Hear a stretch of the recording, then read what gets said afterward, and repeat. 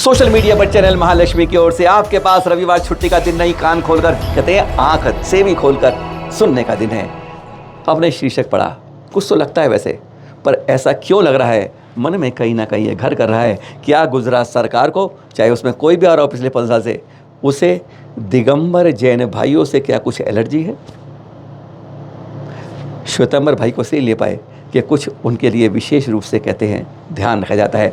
गृह मंत्री भी तो उन्हीं के हैं, पर कहीं ना कहीं लगता है ऐसा अन्य। ये देख रहे हैं, अब ये दिखा रहे हैं आपको, गिरनार से शुरुआत कर रहे हैं। वो 3 जगह दिखाएंगे कि गिरनार में नहीं, पूरे गुजरात में ऐसा क्यों हो रहा है दिगंबर जैनों के साथ। ये देखिएगा, ये दूसरी टोक पर जाने का रास्ता है, यहाँ पर कुछ नहीं मिलेगा। आगे कहते हैं दुकानें खुल गई हैं, टीन शेड लगा दिए गए रास्ते के ऊपर कि हम दूसरी टोक तक ना जा पाएँ। और सरकार के कलेक्टर से ऑर्डर निकलता है कि यहाँ पर द्रव्य चढ़ाना भी मना है, सरकारी डंडा भी तैयार है। और वहाँ के लोग, स्थानीय लोगों ने भी कुछ इस तरह से ऐसे ब्रेक लगा दिए हैं, ब्रेकर, कि जैन समाज बस एक अछूता बन जाए अपने तीर से। ये तो हालत है। अब जाइएगा, पूरा विस्तार मिलेगा, हर जगह जगह दुकानें मिलेंगी, पूरा अतिकड़ मिलेगा, जगह जगह छोटे छोटे मंदिरों के रूप में बना दिए गए हैं। लेकिन यहाँ पर जैनों के तीर्थ के ऊपर, जहाँ से वैसे ना श्री कृष्ण जी के पोते हैं, ये प्रद्युमन स्वामी जी के पुत्र हैं, जो श्री कृष्ण जी के पुत्र थे, उनके इस मोक्ष स्थली के ऊपर जहाँ से वैसे दहले गए, कैसी दुर्दशा है। अभी क्या देखा है आपने? यहाँ देखिए आप, आंखों में आंसू आने भी निकलने को मना कर देंगे बाहर। क्यों? यह है, कहेंगे आपके हमारी कमेटी क्या करती हैं? अरे कमेटी को अनुमति नहीं मिलती है। देखो तीसरी टूक किस तरह बदल के किस तरह लग गया है उस पर संगमरमर, और कई 5वीं को रंग बदल दिया है, रूप बदल दिया है। कहते हैं यहाँ जीने का क्या, भगवान के रहने का ढंग बदल दिया है। बहुत कुछ ऐसा होता है। अनिल स्वामी की टोंक को देखिए, दुर्दशा बता रही है। जिस समय बनी थी 100 साल पहले, कुछ उससे रगड़ रगड़ के हट के कैसी चोट मार मार के आज इस रूप पे बदल गई है। आंखों में आंसू नहीं आ पाते हैं। आज फिर कहते हैं, इसलिए कहते हैं, क्या गुजरात सरकार को इतना नहीं दिखता है? कहीं ना कहीं जैनों से एलर्जी लगती है। आज यही नहीं, इसके पड़ोस में भी जाते हैं, आज कुछ ऐसी चीज़ें देख पाते हैं। अभी गिरनार की यात्रा के साथ जैन परिवार, प्रभाकरण जी, मनोज जी, उधर से सुधीर जी, पंकज जी, कई लोग गए थे जो इस यात्रा के जूनागढ़ के साथ, जूनागढ़ का ऊपरकोट फोर्ट है ना, एक किला है, वहाँ भी गए थे। और वहाँ देखकर इसलिए बता रहे हैं, जगह जगह हमारे जैन तीर्थों पर कब्जे होकर इतिहास बदलने की जैसे कोशिशें हो रही हैं। हम यह नहीं कहते कि वह सिर्फ जैनों की जगह है, कुछ और की भी है, पर वहाँ से उनमें से कौमा करके जैनों को हटा के मिटा के साफ किया जा रहा है। आज उसी का कुछ खुलासा कर रहे हैं। जाग जाओ हमारे भाई, नहीं तो तीर्थों को आज निकल गए तो अपनी संस्कृति नहीं बचेगी। जिसकी संस्कृति नहीं होती है, प्रधानमंत्री कहना है, जो अपनी प्राचीन संस्कृति जिसकी नई पहचान होती है, उसकी देश की कोई अहमियत नहीं होती। सबसे पहले हम दिखा रहे हैं गुजरात पर्यटन विभाग की वेबसाइट का यह चित्र, बाबा प्यारे गुफाएं फोर्ट के पास। ज़्यादा दूर नहीं है जूनागढ़ से, बस यहाँ से 30-35 किलोमीटर चलते हैं और आपको ये पहुँच जाते हैं। पर हाँ, दिखाने की बात क्या है, इस वेबसाइट पर बाबा प्यारे गुफाएं के लिए लिखा गया है कि ये बौद्ध गुफाएं हैं। लेकिन यहाँ पे आपको बताते हैं, ये बौद्ध गुफाएं तो बना दी गई आचार्य धरसेन जी को, जानते हैं ना, जिन्होंने षठ खंडानम के लिए भूत बलि और पुष्पदंत महाराज को पहचान दी थी, उनको बुलाकर आमंत्रित किया था, जहाँ वह गुफा में ठहरते थे, जहाँ से उन्होंने इसका उद्बोधन दिया था। कहते हैं आज हम उस लिपिबद्ध ग्रंथों को जान पाते हैं। वैसे कषायपुर पहला लिखित ग्रंथ है, लेकिन पर आज उनकी गुफाओं को बौद्ध गुफाएं कैसे बता रहा है, आज कुछ खुलासा करते हैं उस अतीत के बारे में, क्यों ऐसा जैनों के साथ हो रहा है। बाबा प्यारे गुफाएँ बौद्ध की हैं, ये बड़ा यहाँ पर आपको लिखा हुआ मिल जाएगा। लेकिन इसकी तह के अंदर ये कब की हैं? ईसा पूर्व 2री सदी से लेकर ईसा के बाद 2री सदी तक, यानी 2 BCC के बाद से लेकर 2री सदी इस बार तक, इतनी प्राचीन गुफाएं हैं। इसलिए आचार्य धरसेन का यहाँ से जुड़ाव का स्पष्ट रूप से एक प्रमाण मिल जाता है। बस यह टिकट लीजिए 25 रुपये की व्यक्ति के रूप से। अगर आप भारतीय हैं तो 25 रुपये जाएंगे, विदेशी हैं तो 300 रुपये की टिकट लेकर आप अंदर पहुँच जाएंगे। और फिर इतिहास दिखाते हैं किस तरह से जैनों को क्लियर साफ किया जा रहा है, रबड़ से नहीं, पूरे मिटा कर किया जा रहा है उस संस्कृति। यहाँ पर आपको तरह तरह के कई बोर्ड तो मिट गए हैं, पढ़ने की कोशिश खैर उसमें जैन मिल जाए, क्योंकि जो 100-200 साल पुराने बोर्ड होंगे और अब लगभग 25-30 साल पुराने वो सब मिट गए हैं। अब जो नए बोर्ड लिख रहे हैं उन सब में इसको बुद्धिस्ट रूप से इसमें साफ स्पष्ट लिखा गया है। लेकिन यहाँ पर एक शिलालेख ने एक प्रमाण, वो ना जेम्स बर्गीस जिन्होंने गिरनार के इतिहास में बताया था कि उज्जैन शिखर के ऊपर एक घंटा लग रहा था और एक नग्न साधु वहाँ पर परिक्रमा कर रहा था। उसी जेम्स बर्गीस ने यहाँ कर जो देखे एक शिलालेख को पढ़ के उन्होंने क्या बताया, अब वह रिपोर्ट आपको इन चित्रों दिखाते हैं और हम थोड़ा पर्दे से बाहर हो जाते हैं। इस पर जैनों का हम इन बाबा प्यारे की गुफाओं में क्यों कह सकते हैं, एक बहुत बड़ा प्रमाण है जिसमें एक यहाँ पर मिला है, शिलालेख में लिखा हुआ है, केवल ज्ञान संप्राप्तान जीत जरा मरणानाम। यानी केवल ज्ञान शब्द जो इस समय इसके अंदर है वो केवल जैन धर्म में ही प्रयोग किया जाता है। केवल ज्ञान कल्याणक होता है।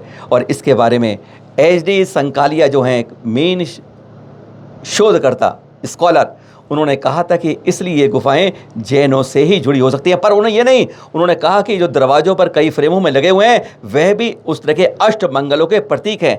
नंदेवर्थ, स्वस्तिका, दर्पण, भद्रसन, मीन युगल, पूर्णघट, यह सब जो हैं वही चिन्ह हैं जो हमें आज्ञापट में यानी कंकाली टीले मथुरा में मिले थे। वही वहाँ पर जैनों के प्रमाण मिल जाते हैं और उनको यहाँ पर बौद्ध कह दिया जाता है या जैनों से बाहर। ये 5 ऐसे सिंबल हैं जो यहाँ सारे नहीं कर रहे, अष्टमंगल की बात नहीं कर रहे, इन 5 सिंबलों की बात करते हैं जो बाबा प्यारे गुफाओं में मिलते हैं। और इनकी हालत समय इतनी बुरी है कि आप आने वाले कुछ सालों के अंदर यह सब विशेषकर दर्पण, मीन युगल, पूर्णघट और यह सब हैं, यह सब मिट जाएंगे और फिर इतिहास में जैन यूं ही सिमट जाएंगे। यहाँ पर इस तरह की कई दीवारों में इस तरह के अंक यह पर स्पष्ट लिखे हुए दिख जाते हैं। वैसे हाँ, यहाँ पर आपको ये तो मालूम ही है ना कि यह जूनागढ़ शहर में जूनागढ़ गिरनार मार्ग पर वही स्थान है जहाँ 2000 साल पहले आचार्य धड़सन जी ने कठिन तपस्या की थी और फिर मुनि पुष्पदंत और भूतली मुनिराज ने साधना की थी और आज उसको जैनों से ही हटाया जा रहा है।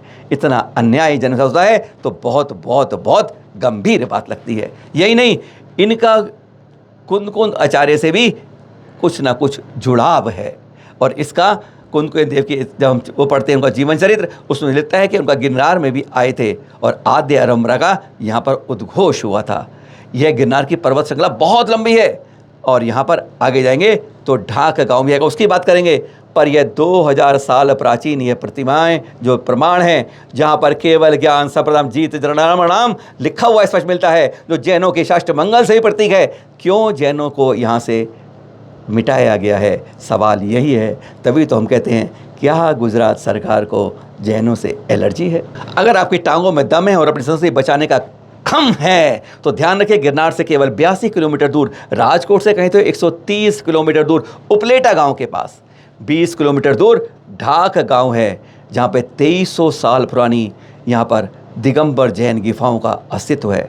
अगर आप में से हम लोग यहाँ पर नहीं आए तो लगता नहीं, रबड़ खबड़ सब मिटा के इसे भी बदलने में, क्योंकि इनको भी बौद्ध, क्योंकि अधिकांश लोग नहीं समझ पाते कि ध्यान मुर्गा अगर दिगंबर रूप में है तो वह जैन है, अगर कपड़े के साथ है, एक हाथ दोनों हाथ एक के ऊपर नहीं है और हाथ उठा हुआ है तो वे बौद्ध है। उनकी पहचान दोनों की अलग है, नासा दृष्टि नहीं है, श्रीवत्स नहीं है, पर इस तरह से इनको पहचान कर आज इसको मिटाकर बौद्धों के रूप में लाया जा रहा है। वैसे आपको बता दें, यहाँ पर तीर्थंकर ऋषभदेव जी, तीर्थंकर नेमिनाथ जी, तीर्थंकर पार्श्वनाथ जी की दिगंबर रूप में कायोत्सर्ग अवस्था में और पद्मासन अवस्था में उत्कीर्ण प्रतिमाएं हैं।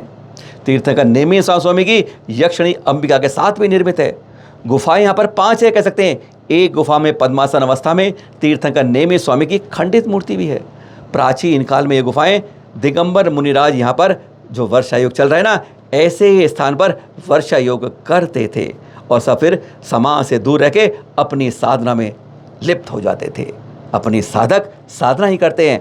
तमिलनाडु से केरल, कर्नाटक, आंध्र, तेलंगाना, महाराष्ट्र, गुजरात तक सैकड़ों की संख्या में ऐसी गुफाएं हैं जहां पर हमारे साधु महामुनिराज अपने ध्यान तप करते थे और वर्षा योग में ऐसे ही जगह में रहते थे।